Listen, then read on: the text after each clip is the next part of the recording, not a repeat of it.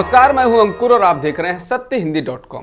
आइए एक नजर डाल लेते हैं अब तक की सुर्खियों पर। प्रधानमंत्री नरेंद्र मोदी ने सोमवार को अंडमान निकोबार में submarine optical fibre cable project का उद्घाटन किया। 2300 किलोमीटर की यह फाइबर केबल चेन्नई से पोर्ट ब्लेयर तक समुद्र के अंदर बिछाई गई है, जिसकी मदद से अंडमान में अब इंटरनेट की स्पीड काफी तेज होगी। प्रधानमंत्री मोदी ने इस दौरान कहा कि ये अंडमान निकोबार के लिए बड़ा दिन है, इससे यहाँ के पर्यटन को भी बढ़ावा मिलेगा। पीएम ने इसको स्वतंत्रता दिवस के पहले का एक उपहार भी बताया।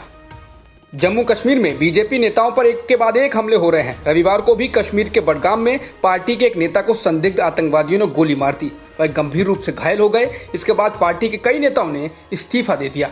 समझा जाता है कि आतंकवादी खौफ का माहौल बनाना चाहते हैं और इसलिए वे बीजेपी नेताओं को ज्यादा निशाना बना रहे हैं। हाल के दिनों में 4 ऐसे हमले हुए हैं जिनमें बीजेपी नेताओं को निशाना बनाया गया है। पिछले एक हफ्ते में ये तीसरा ऐसा हमला है।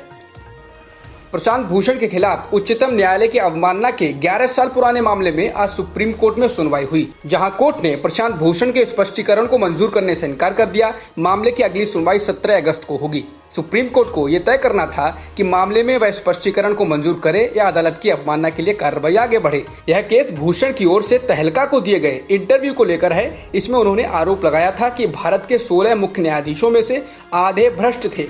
बता दें, प्रशांत भूषण पर सुप्रीम कोर्ट में एक और अवमानना के मामले में सुनवाई हो रही है, जिसमें प्रशांत भूषण ने वर्तमान चीफ जस्टिस की तस्वीर पर टिप्पणी की थी, जिस पर कोर्ट ने कहा है कि अभिव्यक्ति की आजादी और अवमानना के बीच एक रेखा होती है।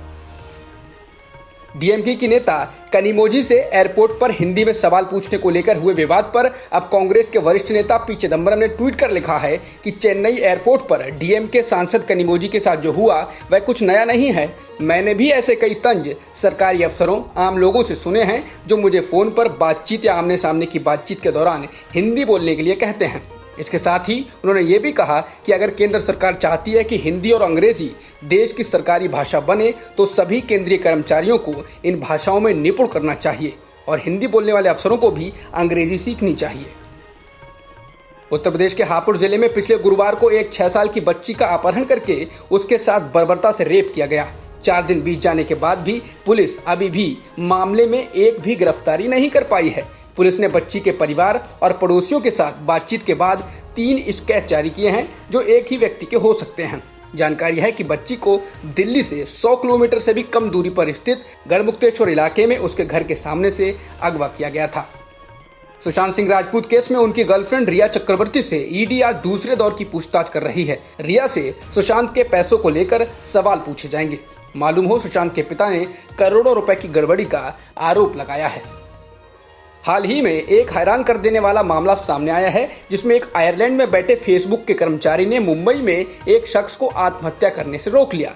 फेसबुक के कर्मचारी को जैसे ही पता चला कि शख्स आत्महत्या कर सकता है, उसने तुरंत दिल्ली पुलिस को फोन कर दिया। बाद में पता चला कि जो फेसबुक आईडी पर मोबाइल नंबर दिया हुआ है वो महिला का है जो दिल्ली में रहती है, लेकिन उस आईडी का इस्तेमाल महिला के पति द्वारा किया जा रहा है जो मुंबई में रहते हैं। तो फिर दिल्ली से मुंबई कांटेक्ट किया गया और शख्स को आत्महत्या करने से रोक लिया गया।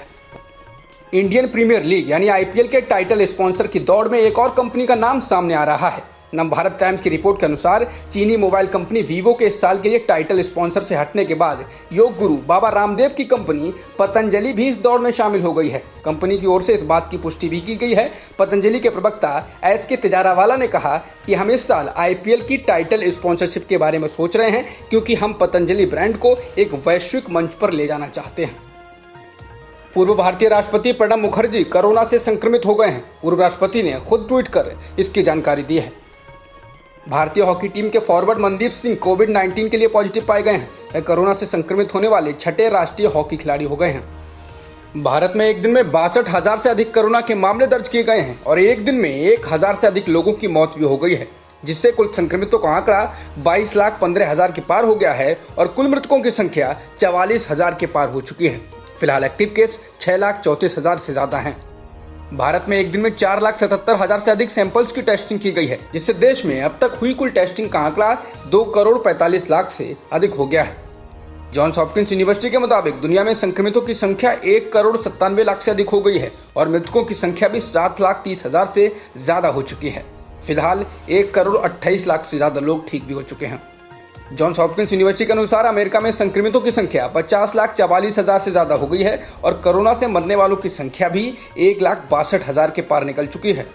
ब्राजील में कोरोना वायरस से होने वाली मौतों का आंकड़ा 1 लाख के पार पहुंच चुका है। अमेरिका के बाद कोरोना के कारण सबसे अधिक मौतें ब्राजील में हुई हैं। पहले 3 महीनों में ब्राजील में कोरोना से 50,000 लोगों की मौत हुई थी, लेकिन इसके बाद केवल 50 दिनों में ये आंकड़ा लगभग दोगुना हो गया।